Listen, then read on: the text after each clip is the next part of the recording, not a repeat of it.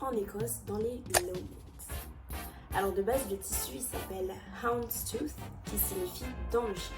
En fait, il était utilisé de base par des bergers qui avaient besoin d'un motif assez solide, d'une texture assez solide, pour se protéger en fait du froid. D'où le fait qu'en fait le motif soit confectionné avec des groupes de 4 fils de laine noirs et blancs. À la base, le motif il était aussi utilisé dans la cuisine gastronomique, dans les boucheries et dans les boulangeries. En fait, c'est l'épaisseur du tissu et les couleurs qui permettaient de cacher toute la saleté. Pratique. Alors, il y a un truc, il faut surtout pas le confondre avec le pied de coq. En fait, c'est la même confection, c'est le même motif, mais juste ce qui change, c'est la taille. Donc, si jamais vous voyez en fait un pied de poule mais grand, c'est un pied de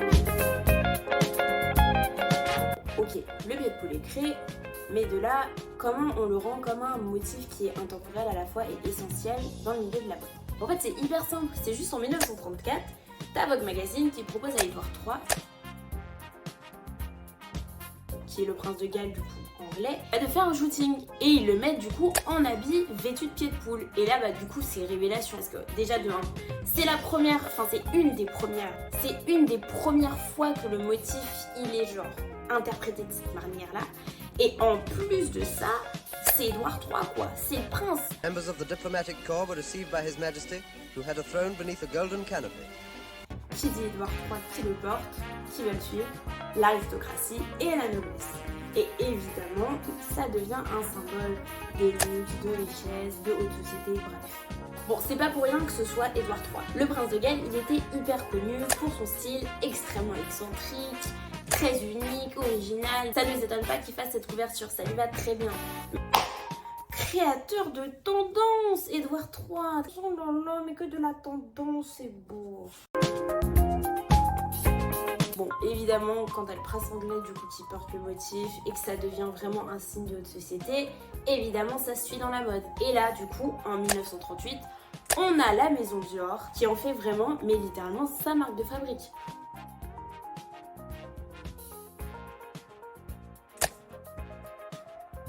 On rappelle que Dior, c'est l'élégance de la femme. Bah, ça va complètement avec l'identité de Dior. Les stars arrivent, évidemment on a Priscilla Lane, figure iconique des années 30. 1932, on a Joan Crawford, Dans la pluie de Lewis Hamilton. You're right, Mr. Davidson. I am bad. Enfin bref, là on est déjà paré pour que ça devienne littéralement un intemporel, un classique de plusieurs grandes maisons de créateurs. Mais c'est surtout dans les années 50 que le pied de poule va vraiment être à son apogée. Bon, là on est en 1950, donc Coco Chanel, elle va jouer un rôle très important parce qu'en fait elle va adopter le motif pied de poule à sa marque. Et aujourd'hui, on connaît évidemment toujours ces manteaux tissés pied de poule et ces tailleurs pied de poule qui sont littéralement des pièces mais phares de la maison quoi. Donc évidemment elle est très importante.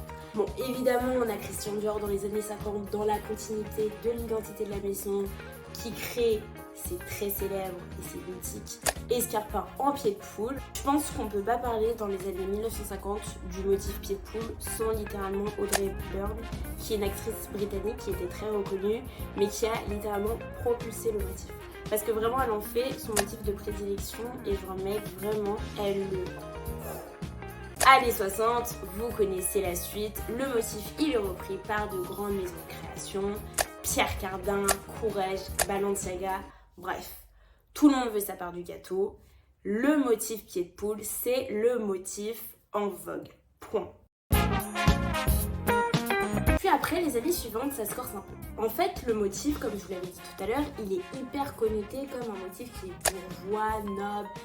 Donc les nouvelles générations, ça les saoule un peu et ils veulent plus de ça. Donc le motif, il est vu comme un motif qui est dépassé. Et vous allez voir que c'est absolument pas fini pour ce motif puisque 40 ans après, le motif, il revient sur le devant de la scène. Notamment, c'est les années 2010 où il y a une réinterprétation du motif qui est beaucoup plus moderne, qui est réinterprété en fonction des codes de ces années-là. Beaucoup de grands créateurs le remettent dans leur collection, Yves Saint Laurent, Stella McCartney, Alexander McQueen, Dior évidemment et plein d'autres. L'année 2019, en gros, c'est l'année du retour des motifs. Et du coup, t'as beaucoup de marques de luxe comme Chloé, Balenciaga, Dolce & Gabbana qui font réapparaître le motif. Mais je pense que pour l'année 2019, on peut surtout parler du mémorable défilé de Chanel, automne-hiver 2019, pour rendre hommage à Karl Lagerfeld, qui a été décédé malheureusement le 19 février 2019. On y retrouve évidemment le pied de poule et le pied de coq qui sont omniprésents au sein du défilé parce que c'était un des motifs phares de la maison, notamment à l'époque de Karl Lagerfeld. C'était un défilé qui était plein d'émotions, de nostalgie, notamment vous pouvez y retrouver toutes les muses en fait de Karl Lagerfeld. 2022, quoi de mieux pour que le manteau pied de poule redevienne à la mode en automne et hiver 2022. Pour conclure sur le pied de poule, je pense que personnellement, je pourrais vous dire que c'est sa longévité et en fait le fait qu'on le voit à peu près dans la plupart des grandes maisons de créateurs qui fait qu'en fait au final on s'en lasse jamais.